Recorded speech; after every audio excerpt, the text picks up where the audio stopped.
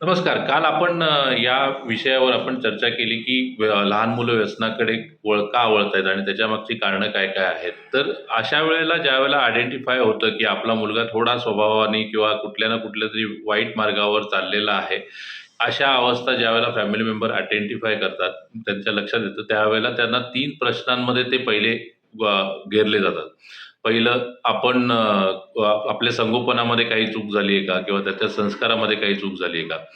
दुसरी गोष्ट आता ह्या सगळ्या गोष्टी आपल्यामध्ये आहेत, पण जर त्या लोकांना कळल्या तर लोकांच्या रिएक्शन्स काय असणार आहेत? किंवा नातेवाईकांमध्ये त्याच्या रिएक्शन्स काय असणार आहेत? थर्ड थिंग की बाबा आता जर ह्याला नियंत्रणात नाही आणलं तर ह्याचं आयुष्य उद्ध्वस्त होणार आहे का?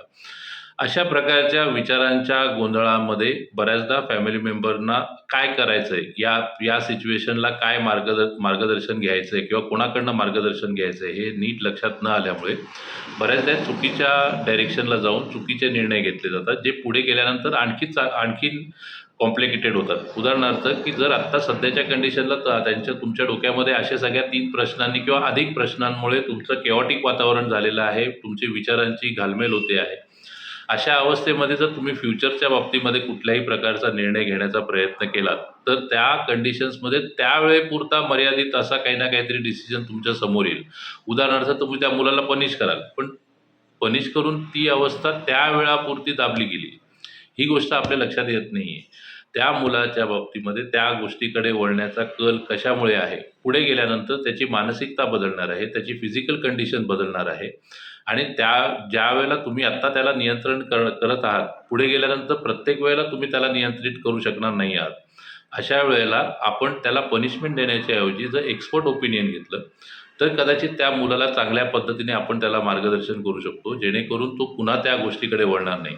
पण आपल्या 4 चौघांमध्ये असलेल्या गोष्टी बाहेर कसं काय घेऊन जायचं, या विचारांमध्ये जर आपण आज मदत घेणं टाळलं, तर पुढे गेल्यानंतर खूप मोठा प्रॉब्लेम निर्माण होऊ शकतो. सो बेटर वे आत्ताच्या कंडिशनला या 2-3 प्रश्नांमध्ये जाण्याच्या ऐवजी आपलं हे जे प्रकरण आहे किंवा आत्ता जे काही आपल्या पुढची जी परिस्थिती आहे, ती एखाद्या एक्सपर्टसमोर किंवा चाइल्ड सायकॉलॉजिस्टसमोर मांडल्याने तुम्हाला त्याच्यातनं मदत होईल.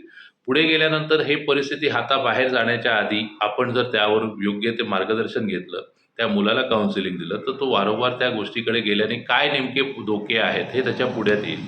फक्त त्याला ओरडून किंवा पनिशमेंट करून या गोष्टीवर सोल्युशन होईल असं जर आपल्याला वाटत असेल, तर हे फक्त टेम्पररी सोल्युशन आहे.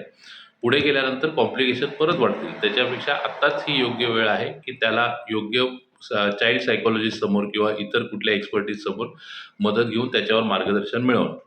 धन्यवाद.